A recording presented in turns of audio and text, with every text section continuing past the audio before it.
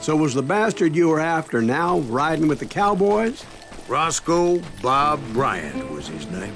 Oh. But no, this time it was a different bastard I was after. The aforementioned Mr. Ringo. And yes, he was working for old man Clanton.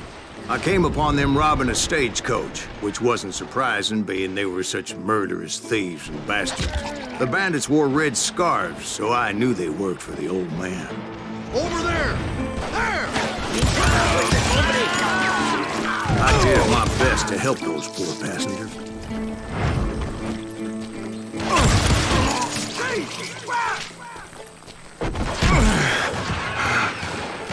Can't outrun a gun! Moments later, the attackers were dead, and I checked the stagecoach to see how many passengers were still breathing. None. It was then I wondered if the rocks weren't hiding more bandits. Was that all of them? Or did I just hit the rear guard? I quickly got my answer. They attacked from on high like Apaches often did.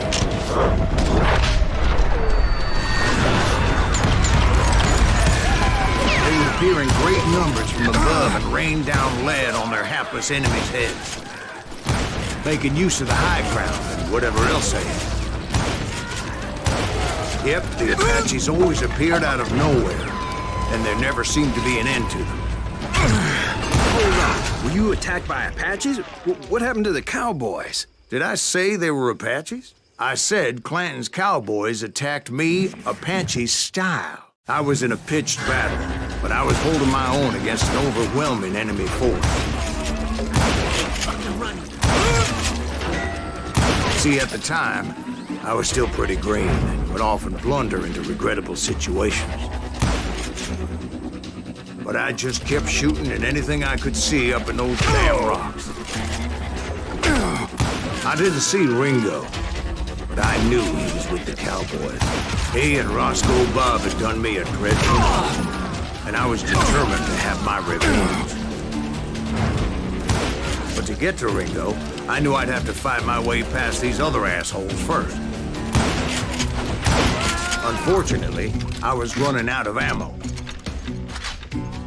Another perfect example of my relative inexperience as a hunter of men.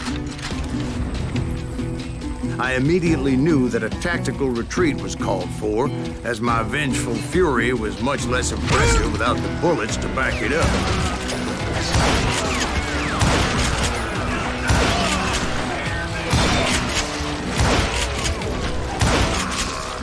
Finally, they managed to corner me. Trapped as I was, the odds of my survival seemed pretty slim. Luckily, serendipity was on my side as I suddenly spotted a way out of my predicament.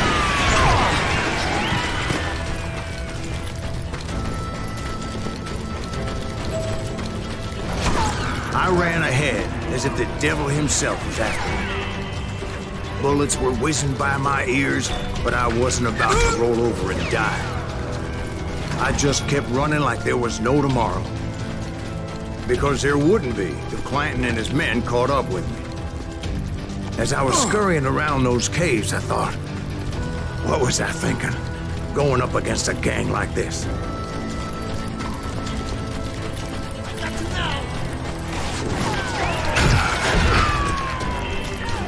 I just kept running, not knowing where the hell I was going.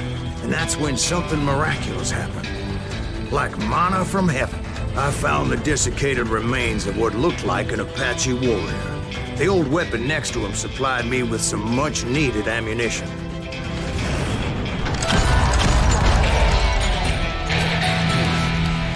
Bat Masterson once told me it was more important to be lucky than good, and he would know. And imagine my surprise when I found a fistful of dynamite to go along with that ammo. That stroke of good fortune evened the odds and bolstered my confidence.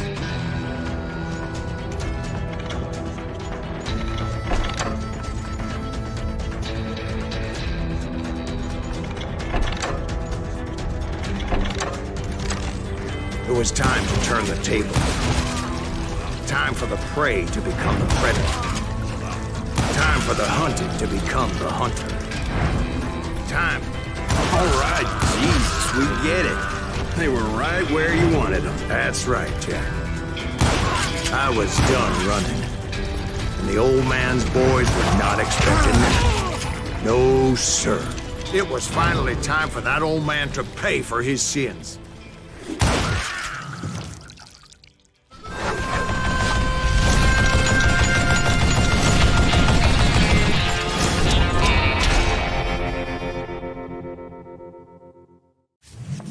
I yelled out at the top of my lungs, "Clanton, I'm coming for you!" A little stealth might have made more sense, to be perfectly honest. Because that old fool had a Gatling gun and enough bullets to last him till kingdom come. But I knew I could not let that deter me.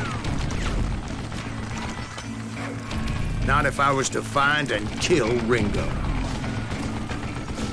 I needed to get that old man off that gun.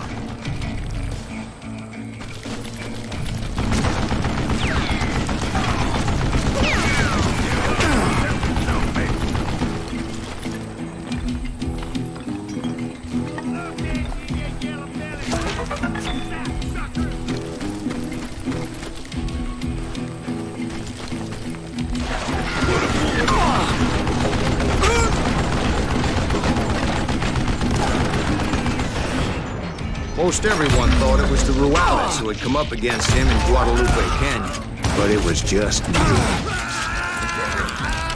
Apparently, one of the Cowboys made it out of there alive and told Ike and Billy Clanton that it wasn't a Mexican who took their father's life that day.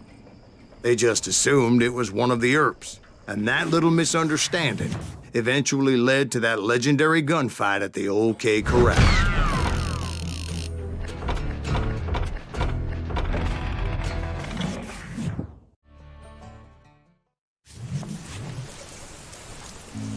A few weeks after that dust-up at the OK Corral, I was still after Johnny Ringo. I had tracked him and the Cowboys to their hideout at a sawmill, and they were loaded for bear. So what exactly did Johnny Ringo do to piss you off? Well, him and that other bastard. Roscoe Bob Bryant? Yep. They both deserve to die, and I promise I'll tell you why. Earp's coming! Get ready, boys. First, I need to tell you about the Cowboys' new boss, Curly Bill Brocious. Curly Bill took charge of the Cowboys upon the old man's demise, and after that gunfight at the OK Corral, the Clantons wanted revenge. So they murdered Morgan Earp and grievously wounded his older brother, Virgil. Wyatt and Doc went on what became known as the Vendetta Ride, hunting those outlaws down. So when I showed up, that's who they thought I was.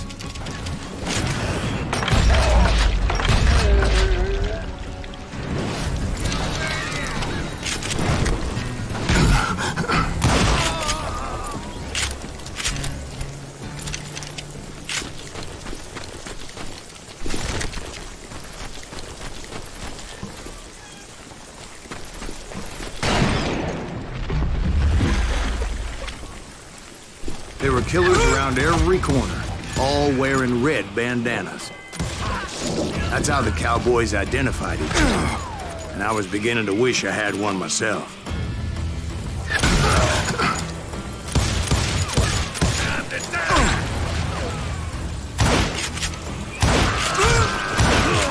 But I wasn't about to let Ringo walk away unscathed, and that's what moved me forward. They say that Ringo was infernally fast. I hardly saw anyone faster, boy. Certainly not Wyatt Earp. That man was all hat and no cap. Earp wasn't much of a match for him. Doc Holliday might have taken him. That Lunger should have kept his nose out of it. They never charged anyone for the murder of Morgan Earp. But everybody knew that Curly shot him in the back. That was common knowledge. Well, maybe so. But Ringo had nothing to do with it. He was just being loyal to a friend. Is that what you call it? Being loyal? Excuse me, sir. I have a question. What's that, Dwight? After old man Clanton died, why didn't his son take over the Cowboys? Because Ike Clanton was dumber than a box of rocks and a yellow belly to boot.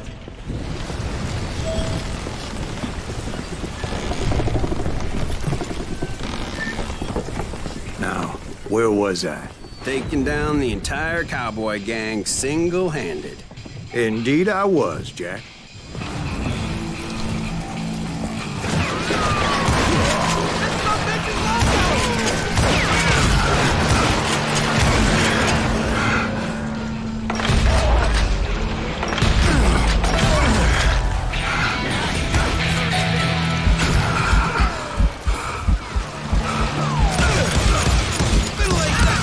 Though it wasn't easy, as those boys had good cover. Dodge a damn bullet?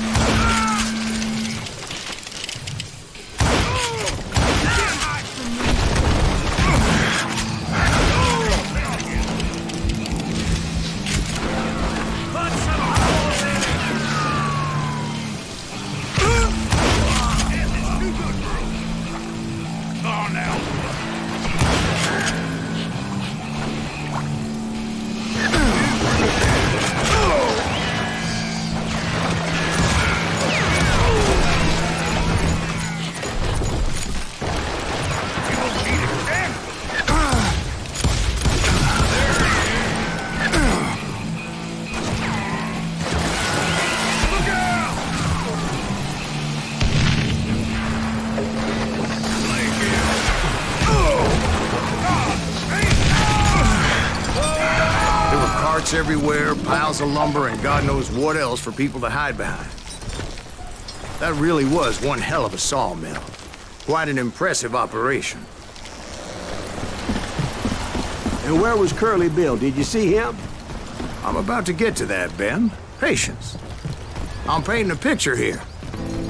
There was this beautiful waterfall and a crystal clear stream that led to a verdant valley that was truly... Consider your picture painted. What happened next? Well, finally the bastards that were still alive made a last stand.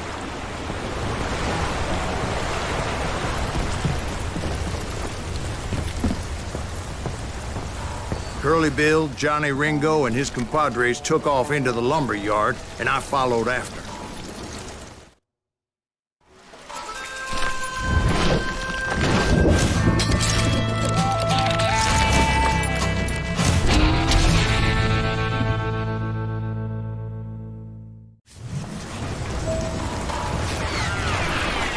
Are you saying they ran? Cowardice was not in Ringo nor Curly Bill's nature. No, sir. I never said they were running scared. They just wanted me out in the open. Play hide and seek! Dance with the devil! You working for Wyatt Earp? That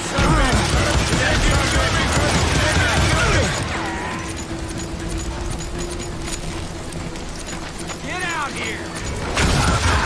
Why is he still standing?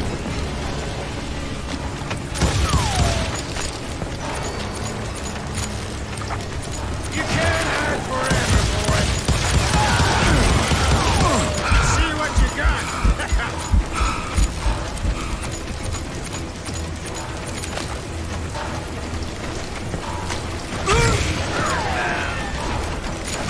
You're going to the gates of hell.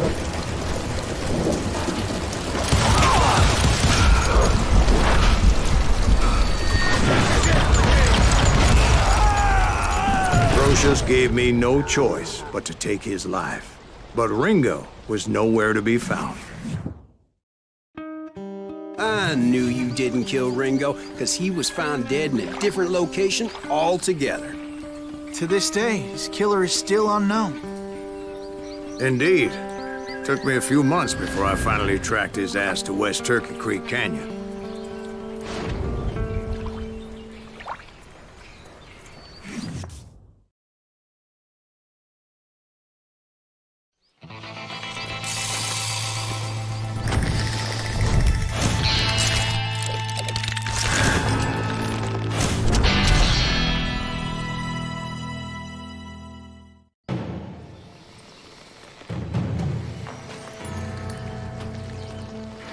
That's incredible, sir.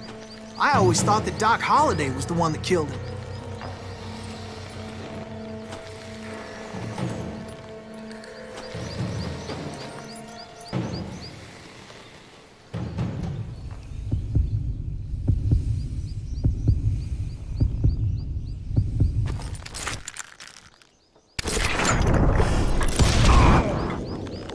Sorry I had to ruin the legend for you, boy. But the legend ain't always true. Doc Holliday had nothing to do with the death of Johnny Ringo.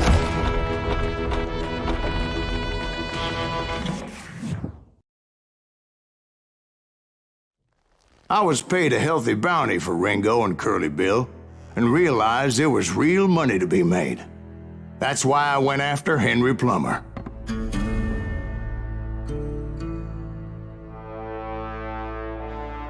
Now, wasn't he the sheriff who augmented his income by shaking down miners and robbing gold shipments? That's the one. Oh, yeah, I remember him. He ran that gang of thieving outlaws called the Innocents. So it's true that you went toe-to-toe with him? Indeed I did, son. Indeed I did.